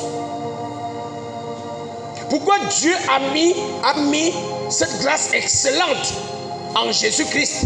Parce que la Bible nous dit dans le livre de Philippiens chapitre 2 au verset 9, il dit quoi? Il a été obéissant et même obéissant jusqu'à la mort à la croix. Il a décidé d'obéir. Et c'est pourquoi Dieu l'a souverainement élevé. Dieu le fait avec chacun d'entre nous qui décidons de marcher dans l'obéissance. Il dit dans le livre d'Hébreux chapitre 1 au verset 2. Il dit que nous devons devenir nous devons être à son image. Nous devons être l'empreinte de sa personne.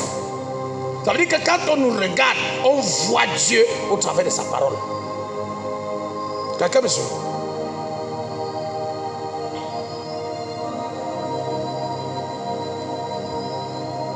Lis un peu Hébreux 11, 1 verset 2.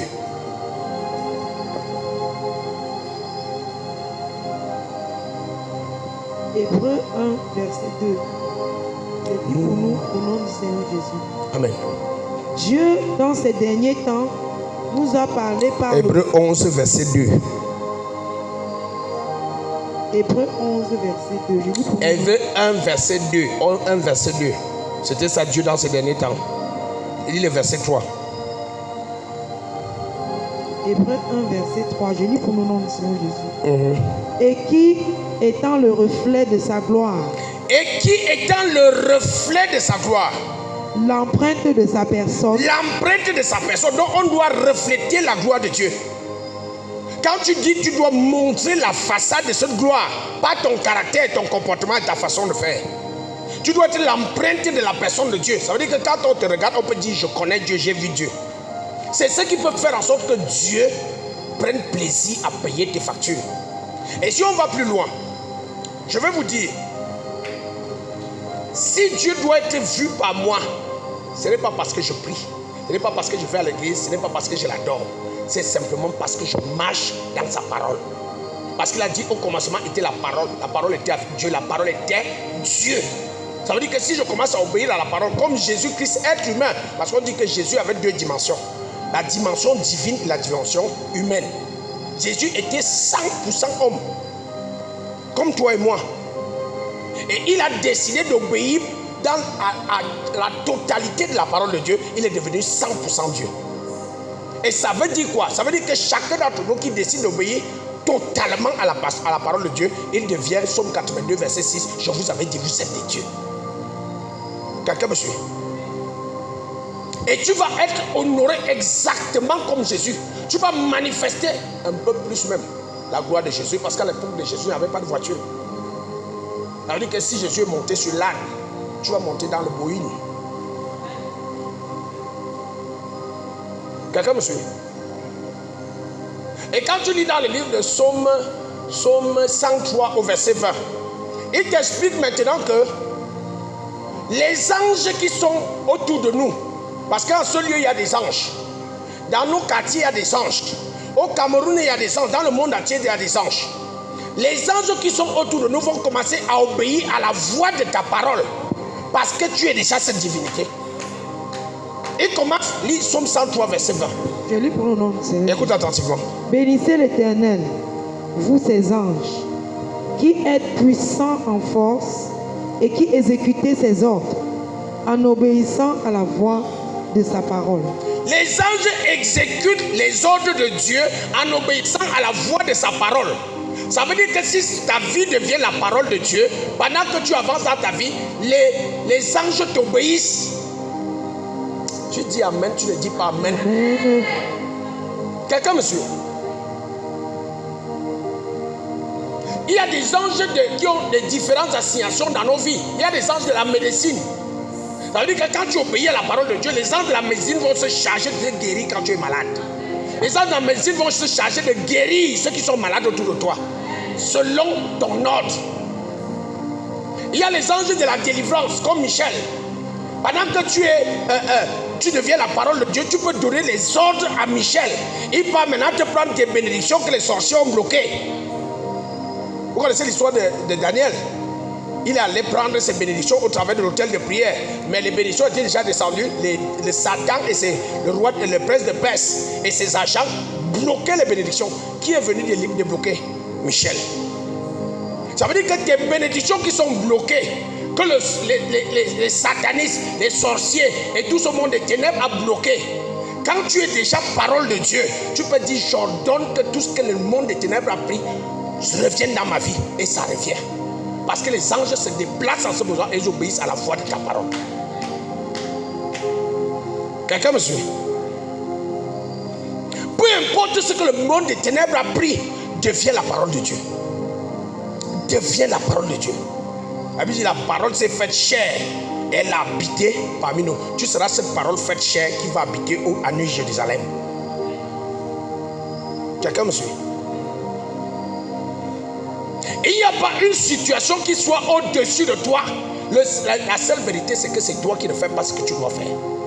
Aucune situation n'est au-dessus de toi.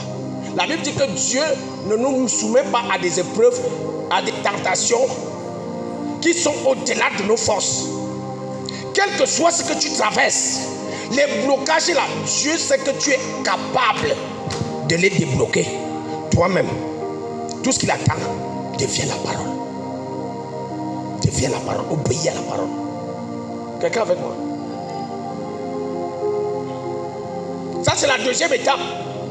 Si nous voulons que Dieu paye nos factures. Et la troisième étape, la troisième chose, et la dernière, quand tu as un problème, une facture que tu veux payer, et que tu sais que ton voisin le plus proche, Bia, Laurent, il peut payer cette facture, qu'est-ce que tu fais? Qu'est-ce que tu fais? Et tu veux faire quoi? Je me rapproche de lui. Tu demandes. Tu demandes. Amen, amen. Matthieu 7,7, c'est le premier verset que le Saint-Esprit a déposé dans mon cœur. C'est qu'elle est dans l'esprit. Demandez et vous recevrez. Il faut demander. Alors, imaginez que j'approche Bia, mais je n'aime pas les bassards et je le lui dis. Je lui fais savoir. Là où je suis là, vraiment le bassard et moi. Bia, s'il te plaît, aide-moi à payer ma facture. Il va te dire que je n'aime même. Là où je suis là, je te dis. Je n'aime même pas 100 francs. N'est-ce pas? Parce que je suis venu avec lui comme il n'aime pas. Je sais que les bassards ont un truc, les bassards s'aiment entre eux. Et les bassards aiment les bassards. Ils ne sont pas comme les éondos. La première chose qu'un bassard veut faire, c'est épouser une fille bassard. La première chose qu'une fille bassard veut faire, c'est épouser un gars bassard. Et nous les éondos, tu vas entendre un éondo dire vraiment ceci-là, mes frères-ci. Mais je vais en Côte d'Ivoire ou au Gabon. Quelqu'un me suit? Donc je suis en train de vouloir nous montrer l'image que nous avons avec Dieu. Quand on s'approche de Dieu, il faut qu'il reconnaisse des choses qu'il aime en nous. Sa parole et notre obéissance. Là maintenant, quand tu lui dis Seigneur donne, il donne. Quelqu'un est d'accord avec moi? Demandez, il vous donnera. Il dit même quelque part dans le livre des Oïs 65 verset 24. 65 verset 24. Il dit quoi? Avant qu'il ait cessé de parler, avant qu'il m'invoque, je répondrai. Avant qu'il ait cessé de parler, je vais exaucer. Pourquoi? Parce qu'il a déjà vu la parole en toi. Quelqu'un me suit? Donc il faut demander. Demander. Mais se rassurer que Proverbe chapitre 28 au verset 9 ne va pas combattre nos prières. Proverbe dit quoi? Si quelqu'un se détourne son oreille de la loi pour ne pas écouter la loi, sa prière est une abomination. C'est-à-dire que tu refuses d'écouter ce que Dieu te dit. Marche comme ça, je refuse. Marche comme ça, je refuse. Fais ceci, je refuse. Paye la dîme, je refuse. Va à l'église, je refuse. Évangélisation, je refuse. Et puis tu dis, mon père, mon père. Il va dire que celui-ci, il parle de quel père? Et c'est là où Jésus a vu dans Jean chapitre 8, verset 44. Il a vu, vous avez pour père les diables. Je ne suis pas votre père. Quelqu'un me suit? S'il vous plaît, Église, entrons un peu dans l'obéissance à la parole de Dieu. Efforçons-nous à obéir au principe de Dieu. Il vaut mieux que tu finisses célibataire que d'aller souffrir dans le vieux reste. C'est encore mieux qu'on t'appelle dans le vieux reste et qu'on te donne le bonheur. Mais si tu pars souffrir dans le vieux reste, c'est toi qui as un problème. C'est toi qui as un problème. Ta mère ne t'a pas chassé. Ton père ne t'a pas chassé. C'est toi qui as décidé que j'ai déjà trouvé ma part. Là où tu es dans ta part, tu souffres, tu restes là.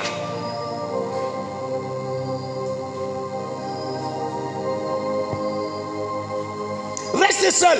On dit il vaut mieux rester seul que d'être mal accompagné. Quelqu'un te dit viens rester avec moi et tu lui as déjà fait un beau bébé. Tu lui as fait un deuxième beau bébé et il te tape parce que tu as vu une photo d'une femme dans son téléphone et tu es là. Tu es là. Et puis tu dis non, j'irai voir mon pasteur. Mon pasteur va prier, va prophétiser. Tu vas voir ce qui va. Laisse ça. Porte tes choses, rentre chez toi.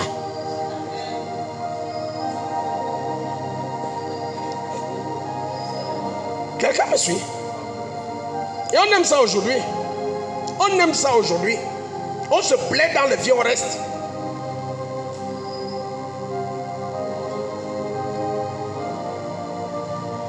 Vous entendez le proverbe? Mieux vaut un diable qu'on connaît qu'un saint qu'on ne connaît pas. Donc je préfère rester avec mon petit diable que je connais là. Reste. Reste. S'il vous plaît, Église, changeons un peu. Changeons un peu.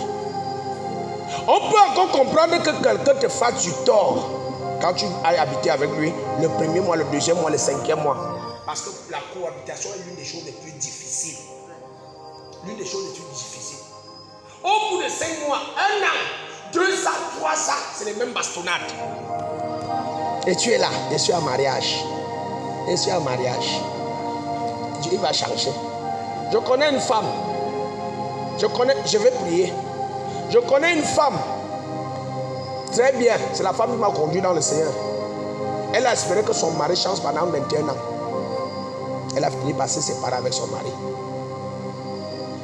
21 ans. Faisant des sacrifices pas possibles. Son mari lui a acheté une voiture un jour. Elle a pris, elle allait donner à un pasteur. Moi, j'étais béni. Et s'il vous plaît, cet homme a été exagérément béni financièrement.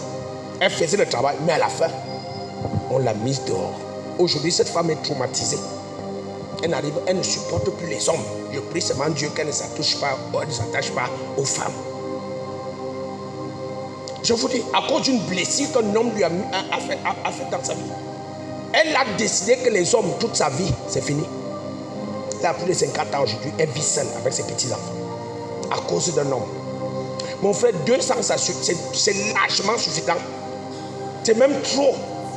Quand tu tournes déjà 1 an là, 1 an, 2 mois, tu vois que le type, s'il ne veut pas changer, ne peut pas te rendre heureuse. Viens me voir, on va aller porter tes choses. Vous savez que j'aime ça. Quelqu'un me suit ce soir? Obéissons à la parole de Dieu. Pour faire que Dieu paye nos factures, nous avons 3 choses à faire. La première, c'est quoi? C'est quoi la première? Qui est prêt à lire et méditer sa parole tous les jours? S'il te plaît, fais un effort, même un verset, même 2 versets. Si Dieu te donne la force, va à 5 versets. Si tu es un homme brave, va à 10 versets. Si tu es un homme puissant, va à 12 versets. Fais ça tous les jours. À la fin de cette année, tu vas voir le changement dans ta vie. Quelqu'un avec moi? La deuxième chose, pratiquer, observer, obéir à ce que tu lis. Obéis à ce que tu lis. Dieu te dit lève, prie, lève-toi, prie. Lève-toi et prie. Tu lis dans la Bible, il dit qu'au milieu de la nuit, Actes chapitre 16 au verset 25, au milieu de la nuit, Paul et Silas se mirent à louer Dieu et à chanter des cantiques, et les prisonniers les entendaient. S'il te plaît, lève-toi dans la nuit, loue l'Éternel. Loue l'Éternel. Loue-le. Quelqu'un avec moi? Pratique la parole. Si Dieu te dit n'aie pas peur, ne t'inquiète pas, alors tu commences à dire dans toute situation, même quand la situation est compliquée, que tu as raison, tu dois t'inquiéter, parce qu'il y a certaines phases où ici on appuie le bouton inquiète-toi. Il y a des situations comme ça dans la vie. Tu es chez toi, tu entends les gens, ils ne se cachent pas, ils prennent la hache, ils commencent à taper sur la porte pour casser la porte. Tu dois t'inquiéter. Et si tu ne t'inquiètes pas, tu as un problème. Et Dieu te dit en ce moment, tu dois dire que le faible dit je suis fort. Tu dois dire je ne m'inquiète de rien. Je n'ai peur de rien. Tu les attends dans la louange. Mon Dieu est bon.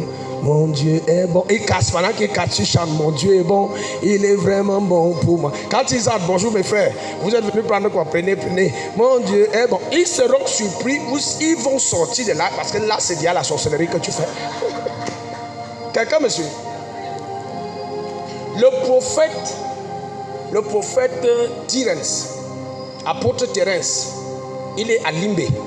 Quand les ambassadeurs s'amusaient à aller toquer et à faire les désordres dans les maisons, ils sont allés chez lui. Quand ils sont entrés, il était au salon en train de regarder ses émissions chrétiennes. Il regardait ses émissions chrétiennes. Il était là pendant qu'il bavardait. Sortez, vous êtes où là? Il était assis. Il dit, monsieur, on vous demande de sortir. Il est venu là. Ça va les gars? Il y a quoi? Vous êtes qui?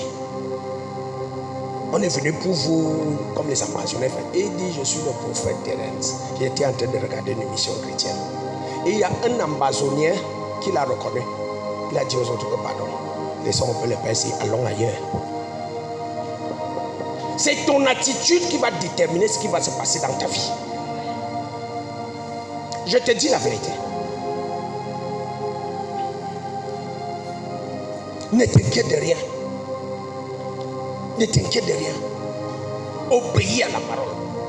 Et maintenant, la troisième chose, pour que Dieu paye tes factures, il faut demander. Où? Sur l'autel de prière. Demande. Seigneur. Ce n'est pas comme tu fais souvent là que non, je vais prier entre 5h et 7h. Il n'y a pas un temps pour demander à Dieu. Dès que le Saint-Esprit te donne un signal que tu dois prier, commence. Où que tu sois, tu seras surpris. C'est déjà arrivé à quelqu'un d'être dans le taxi et il a besoin de prier en langue. Quand ça arrive, prie seulement. Prie seulement, tu ne sais pas ce que tu es en train de vouloir régler dans le monde de l'esprit. Ou alors tu es en train de prier, tu pries. À un moment, la pensée d'une personne, peut-être même ton ennemi, peut-être une personne qui n'était pas agréable, elle vient fort dans ton cœur. Généralement, ce que nous faisons, c'est qu'en de prier, on se met à penser. Vraiment, le type là, je ne sais même pas. Et tu as déjà la chose que Dieu te demande de faire en ce moment. Prie pour la personne. Prie pour la personne. Tu ne sais pas ce que tu vas traiter dans le monde de l'esprit. Prie. Quand ça vient, tu pries. Et c'est pour ça que la Bible dit dans le livre de 1 Thessaloniciens chapitre 5 verset 17, priez sans cesse. Luc chapitre 18 verset 1 dit quoi? Jésus leur donna une parabole pour leur dire de toujours prier et ne jamais se relâcher. Priez seulement. Priez. Et avant de vous rendre compte, vous allez voir que Dieu sera déjà en train de régler vos problèmes. Il sera en train de régler vos problèmes. Tu avais un problème de santé. Tu ne sais même pas quand c'est parti. Tu te sens en bonne santé. Tu vois que tu as reçu la bonne santé. Tu avais un problème, tes activités ne donnaient pas bien. À un moment, tu ne sais pas d'où ça sort. La clientèle entre. Et tout le monde qui vient acheter laisse le pouvoir. Les finances étaient bloquées. Les crédits s'ouvrent. Qu'est-ce qui s'est passé? Dieu paye tes factures. Ma prière, c'est que Dieu commence à payer tes factures pendant que tu obéis à ce principe au nom de Jésus. À partir d'aujourd'hui, maintenant que tu marches dans la méditation, la lecture de la parole de Dieu, pendant que tu obéis à cette parole, pendant que tu pries, que le Seigneur paye tes factures. Que le Seigneur paye tes factures. Amen. Que le Seigneur paye toutes tes factures. Amen. Quelle que soit la facture que tu as, que Jésus la paye au nom de Jésus. Amen. Que Dieu bénisse sa parole. Amen. Et que Dieu nous bénisse. Amen.